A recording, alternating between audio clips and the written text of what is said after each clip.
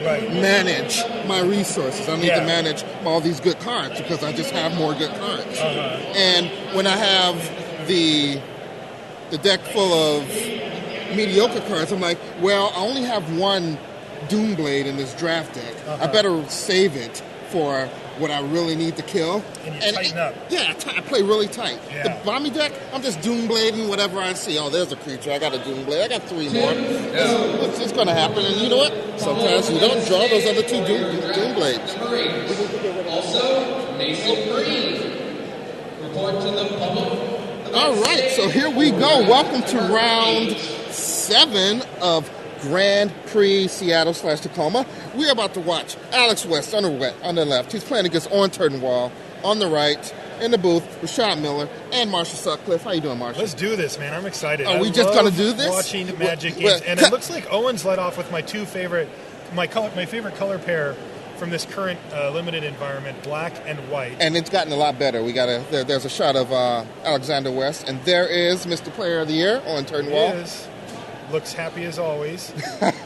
He's led off with a Midnight Guard here, which seems like a nice thing to have against a 2/1 Torch Fiend. You know what? 3 toughness is so good in this format. Very good. It's so good. I'm curious to see if... so Owen's going to lead off with an attack here because he's probably just going to play a creature after this and get to untap it anyway. He kind of has pseudo-vigilance along with a few other cool interactions. Oh, yeah. Have you ever put a quiver on that guy? Oh, you bet I have. You bet I have. I've only dreamt so far. What does that say? It says Screeching Bat. Wow. Did he do that for us? He might have, and if he did, we'll thank him. Oh, thank you so much. We'll talk to him if we get him in the booth later. For sure. See. I also noticed he drew an island, so he's got something else going on besides just straight black-white, which can actually be tough to do because a lot of the white and black cards have double mana symbols in their cost. Maybe we're splashing Grimgrin? That would be... Ooh, Evil Twin? Evil Twin is on the list for sure. Two of my favorite splash cards. I'm sure they are. Maybe Brian David Marshall can get us some deck lists. Because that would be awesome. Seems unlikely. On my brain. Ryan's been working very hard today. What do you want? We want Alexander West and Owen TURTENWALD. Okay.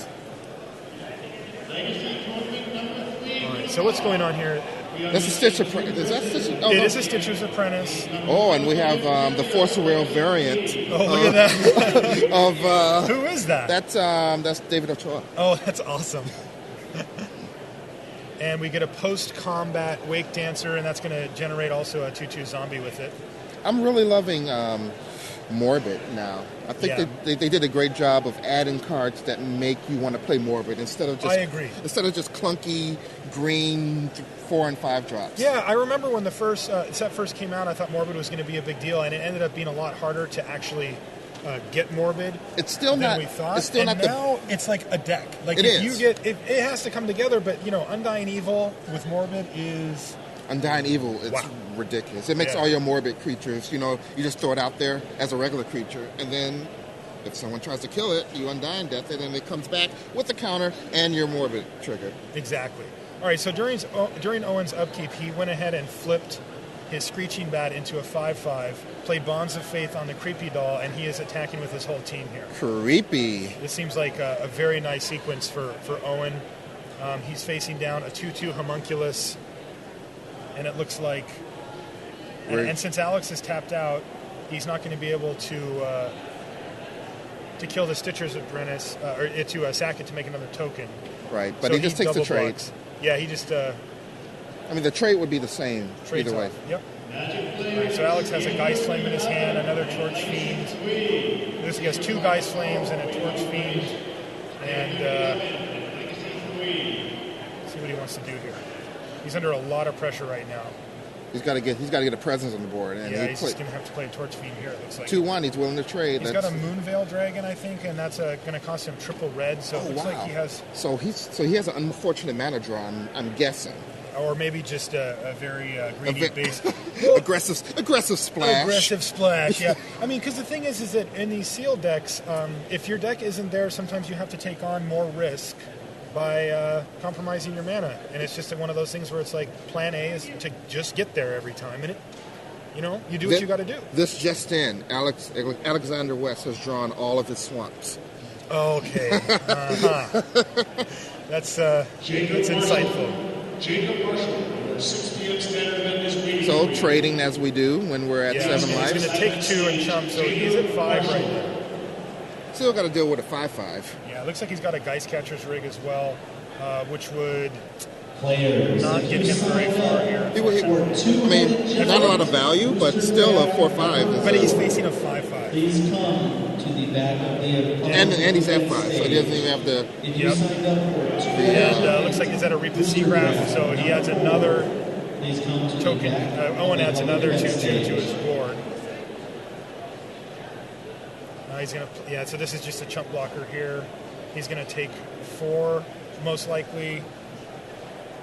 And it looks like maybe even more. there's a Wolf Hunter's Quiver. He's gonna equip, kill it, And that's game. and that's gonna be the game. Yeah, so Owen had a very solid, consistent, aggressive draw there, and it looked like Alex had some mana issues. To the back of the opponent. I'm trying to describe, or in my mind, I don't have words to describe what that face was that Owen TURTENWALD had. It was, I mean, was it I won this game as I expected to win? He's probably thinking, yeah, that went about right. Or did he skip the sleep-in special and he's a little tired and he's regretting it? I don't know exactly what that was. It wasn't happy. Like when I win a game, I'm like, wow, I just won a game. Not because it's unlikely for me to win a game. But, I've seen you play. You know how to play Magic. It feels good to win a game. Yeah. And that wasn't a feel-good moment that I saw. Well, he's not out of the woods yet here, right? Maybe he also has a toothache. Do you have a toothache? I do. Can't you tell? Yeah, that's all right. Well, that's very annoying. I sympathize with you. Yeah. Whatever. I do something that I feel. You feel bad. You need a hug? Yeah. Free Aw, hugs. thanks. Okay, he didn't actually hug me, but it sounded like he did. Yeah. Wow. Woo! Someone's got some fire in their deck. We're looking at Alexander's list, and there's a 3 in the red column. Yeah. We'll say interesting. it's Geist Flame. We're only going to play these decks 2 more rounds. Yeah. And triple Geist Flame can get you pretty far, mostly because you're probably always going to have one. Yeah. To get rid of that turn 1 guy. And you can be pretty liberal at just throwing it at whatever their 1 toughness dude is. For sure. I wonder how they're going to be in this matchup, just because Owen seems to be kind of on the zombie plan here, and most zombies have 2 toughness, especially the tokens that he makes all have that. Yeah, I'm actually looking through Owen's list, and there aren't a lot of 1 toughness guys in the deck. It's unfortunate because there's a lot in the format. Yeah, he has some token generators, which count as 1 toughness, but usually you're getting more than 1 token for that 1 card. Yeah. There's a Markov Patrician, but that's it. And everything else is like, he has a Vassian Priest, that's one of his early drops, and that guy has 2 toughness. Strangely enough. Yeah, I think that's going to be tough for him. It looks like Alex's deck is a lot like one of the decks that we were talking about earlier, which is kind of the grindy 2-for-1 style deck. Mm-hmm. He definitely has some powerful spells. He's got one of these guys. Ooh. Yeah, that's a finisher right there. Hopefully we'll get a chance for him to show up. We'll mention it later maybe. But he's got a lot of reactive cards. And a lot of cards that he's going to be spending mana on that don't actually affect the board. And it looks like Owen has taken a much different approach where most of his cards affect the board very directly. He's got a couple of bombs in here too. Owen does? Yeah, we got one of these. Oh, jeez. And we got one of these. That guy's pretty much that guy's bomb. really good too, yeah. So, especially in the black-white deck. So, let's see if we get to see any of these bombs. Yeah, so Owen's going to lead off with the Typhoid Rats here. Very good with the quiver. Very good with the quiver. Good call. Yeah, for sure. I think quiver might be one of the reasons. It knocks it over the edge where you're like, do I want to trade? Do I want to play the 1/1 death touch just to trade? Yep. But when you can get value out of it. For sure. Okay, so Owen added a Abyssinian Priest to the table, and on end step, Alex played a Think Twice. Now it's on Alex's turn. He's going to hit his third mana and decide what he wants to play here. He's going to Claustrophobia the Priest. That guy is afraid. That's a long-term of the play, because it's not doing a whole lot right now. But he's afraid. That's a Markov Patrician.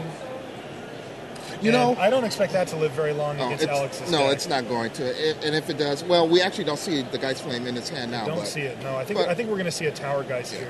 I want to go back to the claustrophobia just a little bit. There's a lot of value, at least I've found, with being able to deal with creatures without killing them and triggering morbid. Yes. Because the worst thing in the worst feeling in the world is, you know, you kill a creature and you get like tragic slipped or like brimstone volley to the dome for 5, and just, you know, claustrophobia and bonds of fate. Those cards are actually excellent. Yeah, it's interesting how those interact. All right, so Alex decides to take it because on his Tower Geist he saw Geist Flame and Geist Catcher's Rig, and he took the Geist Flame. So it looks like the we're gonna get 2 guys. Yeah, and right now. Yeah, and we've got a Cleaver down as well. Probably in response to a equip. I would. You know, some would call that slightly greedy, but that's taking his whole turn. It's his whole turn, and Owen's going to have to tap out for it. Now, right. I expect Owen might see something like this coming and might just equip his Rats with it because that's a card he'd like to lose less. We know that it doesn't matter in this case. It really doesn't matter. But if Alex has like a Brimstone Volley or something, then it does. I mean, sure. Owen can gain more life if he tries to put it on his Patrician. Okay, he's just not even going to bother. Owen knows something's up. He's going to play around it. I mean, Alex has way too many open mana with that many cards in to really right. And you still kill them both right now because it's no longer tricky. Yeah.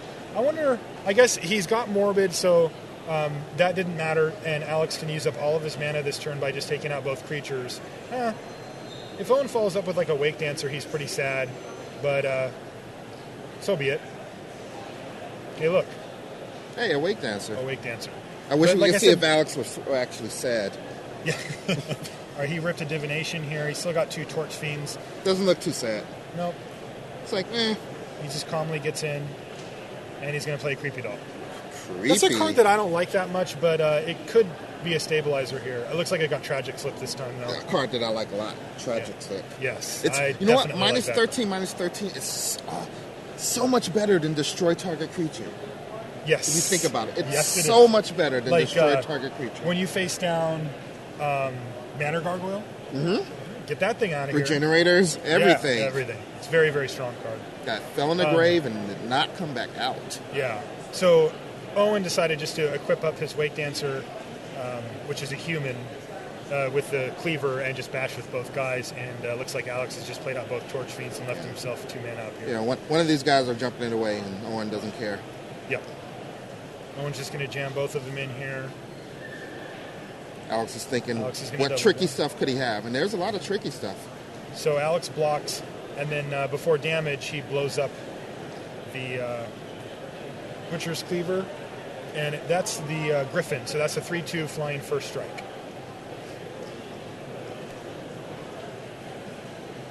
Alex is Divination. Yep, he just drew 2 lands off of it. That's an interesting card to include in this set from R&D standpoint. I think so too. Yeah. It's interesting. So far, it hasn't really fit for me. In the sense that like there's never really been a time when I wanted to play it, but I love the card. Like it's one of my favorite cards.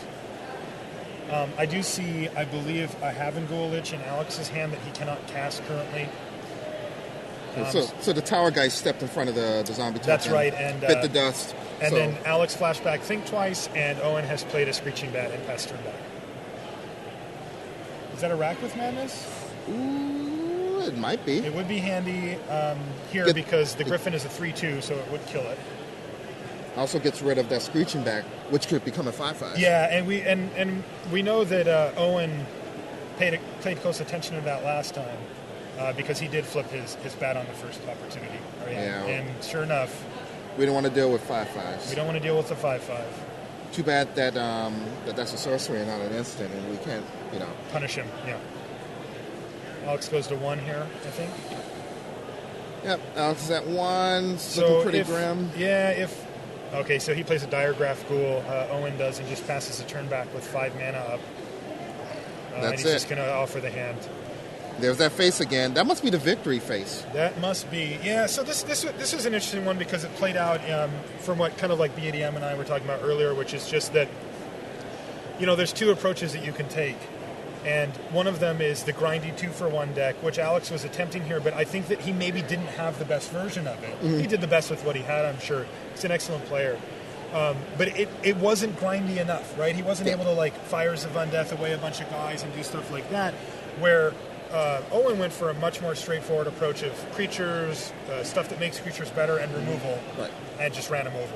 You know, and Geist Flame is a pretty good grindy card. It normally takes care of a lot of your problems. Yeah, but when you're actually facing a deck full of 2/2s, then it becomes this 5-mana shock, and you're like, I guess this is what it has to be. Turn 1 Geist Flame on one toughness guy. That's awesome.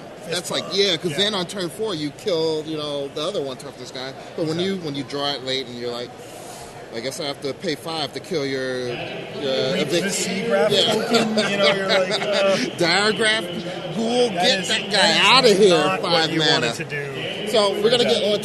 You gonna? Yeah, can I talk to him? Yeah. You can talk to Owen. Hey Owen. What's up? Marshall. Nice to meet you. In real life.